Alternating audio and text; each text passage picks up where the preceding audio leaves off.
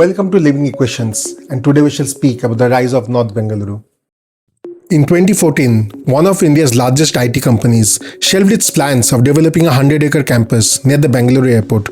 Can you guess the name of the company? Drop it in the comments and I shall tell the story in a while.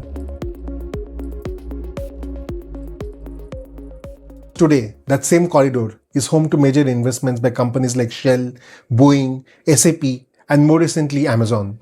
So what changed? Was it just the airport? Not quite.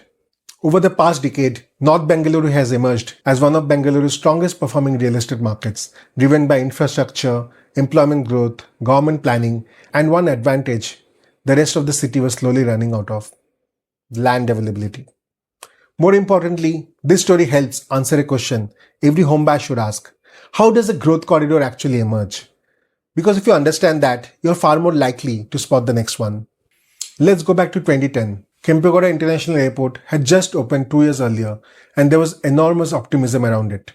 The Karnataka government wanted to build on that momentum, and one of the biggest initiatives that was taken was the Devanhalli IT investment region, where companies were invited to set up large technology campuses. Infosys was one of them and planned a campus that could eventually employ around 20,000 people.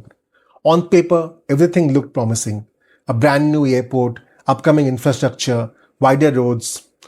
But there was no assured water supply for a campus of that scale. The roads were not yet ready. For a project meant to house 20,000 people, they were deal breakers. It was a reminder that infrastructure on paper and infrastructure on the ground are two very different things. The airport existed, the roads and utilities around it were still catching up. For the next few years, that's largely how North Bengaluru was viewed, a place with potential that hadn't yet been proven. Now it's tempting to say that the airport changed everything, but the airport had already been there when Infosys walked away. What changed over the next decade was everything around the airport. The city kept expanding north. Government-backed employment zones kept developing near the airport. Large parcels of land were available for future campuses. And slowly, the company started looking at the corridor very differently. One of the earliest signs came in 2017 when Shell inaugurated its 52-acre technology campus near the airport. It was a signal that global companies were beginning to see long-term potential here, and Shell wouldn't be the last one.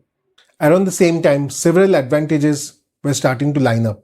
The city's growth kept moving north, past Hebbal, towards Yelahanka, and steadily closer to the airport. Connectivity improved too.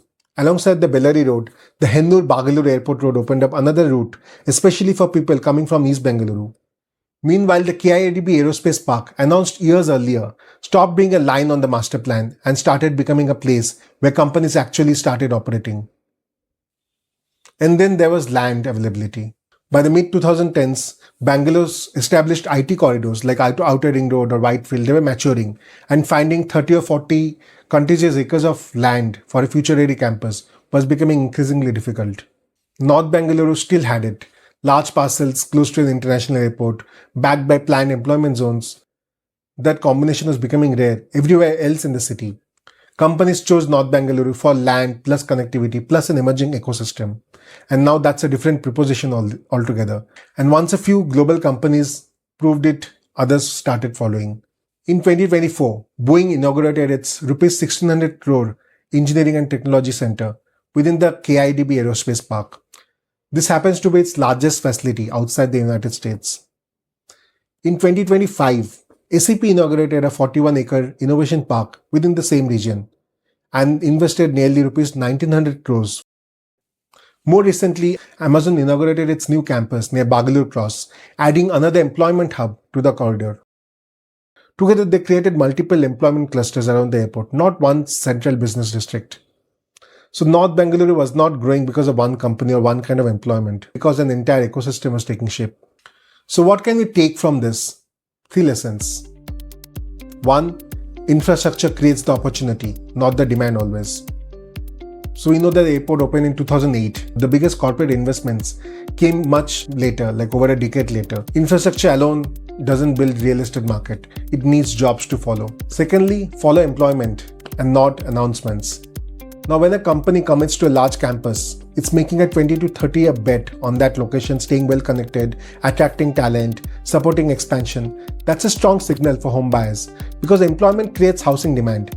People want to live near where they work, and that demand pulls in schools, hospitals, retail, malls. That's how a micro market matures. Third, look for ecosystems, not individual projects.